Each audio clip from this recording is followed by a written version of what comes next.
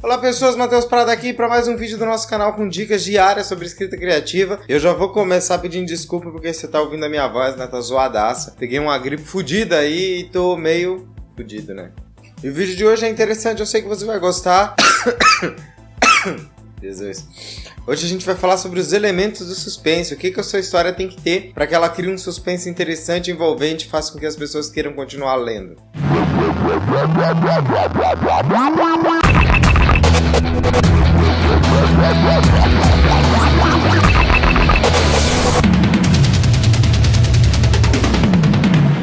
Bom, o suspense e o terror, ele sempre esteve em alta, ele sempre foi um elemento marcante nas livrarias do mundo inteiro, desde aqueles Penny Dreadful, né, aqueles contos de terror de um Penny, né, lá do começo do século, até os filmes do impressionismo alemão e aquelas coisas do tipo. Ele sempre foi um gênero que fez muito sucesso, tá nas livrarias até hoje, não dá o menor sinal de que um dia vai parar. E é por isso que eu decidi falar sobre ele hoje. Você pode usar cada um desses elementos que eu vou te mostrar na sua obra sozinho ou então juntos. Você pode usar para criar novas fórmulas, criar novos elementos, pode usar sem moderação, né? E essa é uma das principais vantagens do suspense e do terror, assim, você não precisa ficar se preocupando com nada, você pode criar o que você quiser e fazer o que você quiser, desde que você faça bem feito, né? Então vamos lá pro vídeo. E a dica número 1 é: crie medo do desconhecido. O escritor de terror aí super famoso, o H.P. Lovecraft, né? Todo mundo conhece pelo Call of Cthulhu e outras obras, né? As Montanhas da Loucura e tudo mais. Ele falava que o tipo de medo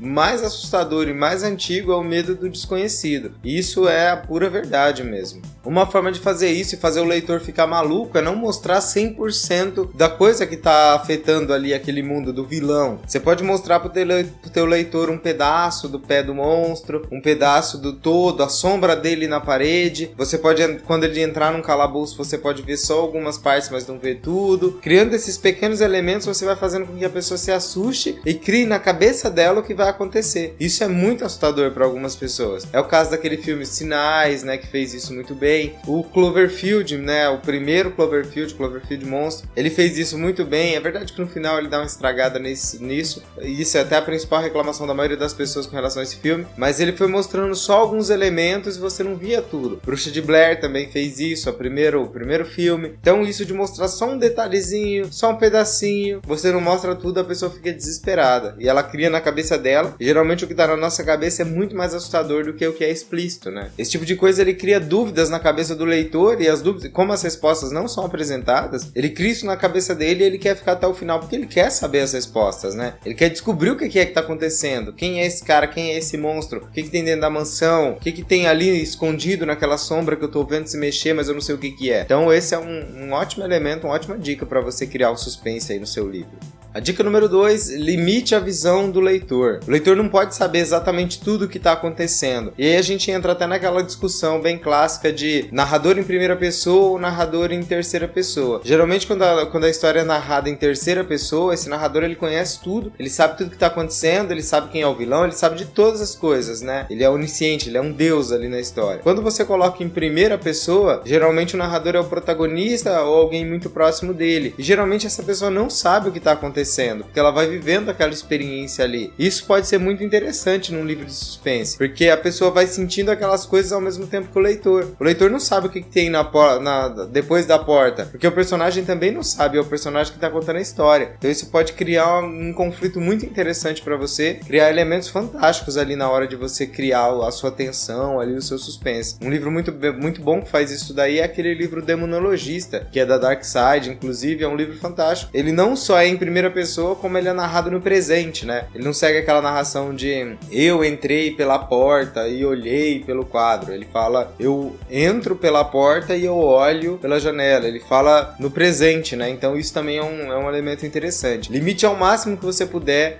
o que o leitor sabe sobre a história, o que o leitor tá vendo. Faça com que ele queira saber o que vai acontecer na página seguinte. O narrador também não sabe e ele também não sabe. Isso é interessantíssimo. Você também pode usar elementos da natureza para fazer isso daí, como colocar aquela neblina neblina intensa, ou aquela mansão mal iluminada, né? Uma tempestade que não deixa o leitor ir pra frente, não deixa o protagonista sair de dentro do castelo, então ele tem que ficar trancado lá dentro. Isso é muito bacana, e é por isso que tem tanta história que se passa lá em Londres, no ano 1800, né? Tem muita história que segue isso daí, porque isso facilita muito, né? Deixa a história mais pesada e tudo mais. Dica número 3, use a ironia dramática. Ironia, deu uma falhada aí.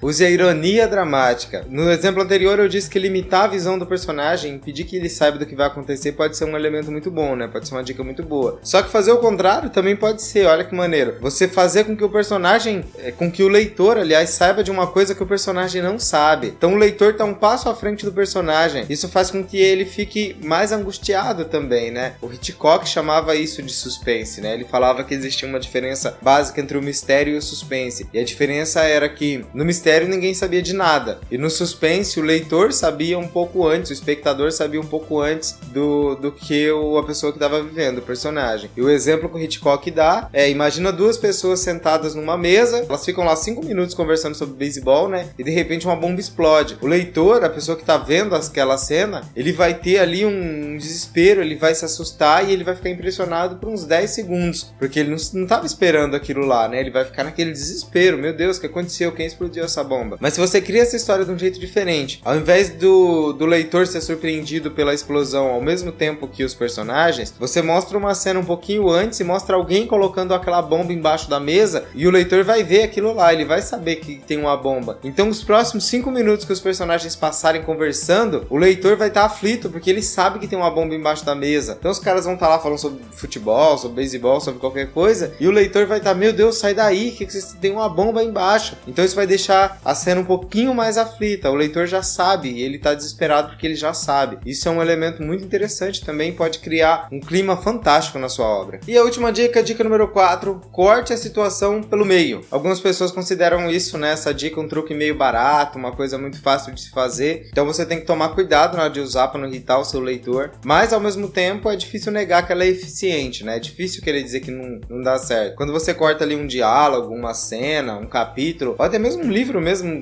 do nada, assim, no meio, bota o personagem numa situação que é impossível ele sair e não explica nada. Por exemplo, Sherlock Holmes, né, num dos livros, que agora eu me esqueci o nome do livro, termina com o Sherlock pulando na cachoeira junto com o Moriarty. Você tem certeza que ele morreu, que não tem o que fazer. Depois tem um outro livro onde ele acaba voltando e tudo mais. Mas assim, quando você termina uma situação de um jeito impossível do protagonista se salvar e sem explicar nada, você cria um suspense, né? Muitas vezes o próximo livro vai demorar aí anos até pra sair, né? E isso vai fazer com que o leitor fique angustiado, querendo saber o que aconteceu, será que esse cara morreu? Onde foi parar? A gente tem isso até, tem no Senhor dos Anéis também, o Gandalf morre e tudo mais, e depois as pessoas tiveram que esperar aí alguns anos até sair o Senhor dos Anéis 2, tanto quando foi no filme quanto foi no livro na época do lançamento também. As pessoas ficam naquela, ué, o que será que aconteceu? Será que morreu mesmo? Não é possível. Entende? Então, esse tipo de situação que você corta ela na metade e deixa o leitor ansioso pra saber o que tá acontecendo, ela é muito eficiente também. Mas, como eu já disse, toma um pouquinho de cuidado aí na hora de usar. Esse foi o vídeo de hoje, eu espero muito que você tenha gostado. Você pode clicar aqui em se inscrever aqui embaixo para receber essas dicas, né? Se você tá gostando, clica, se inscreve, clica no gostei, compartilha aí com seus amigos. Se você não estiver gostando também, fazer o quê? Não posso fazer nada, esse é um país livre, você não precisa se inscrever. Mas, né, se eu fosse você e quisesse aprender um pouquinho mais sobre dica de escrita criativa, eu me inscrevia, né? É maneiro, vai falar que você não tá gostando. Nossa, terceira semana já de vídeo, né? A gente achou que a gente não ia nem conseguir chegar na segunda, e olha aí, terceira semana já seguida de vídeo. Então, é isso aí. Clica aí, se inscreve e a gente se vê amanhã com mais um vídeo. Até mais. E desculpa minha voz, que tá uma merda.